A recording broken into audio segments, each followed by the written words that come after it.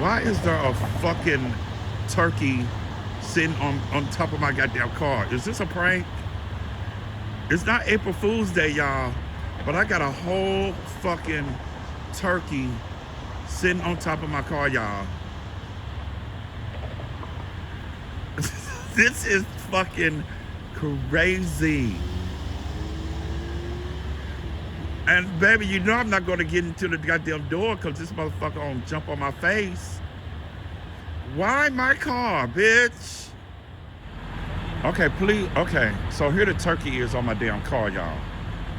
I hope it fly away. And that's a big ass turkey too, child.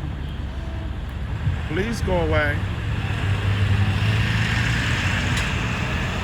My God, today. I wasn't ready for a turkey to beat this morning.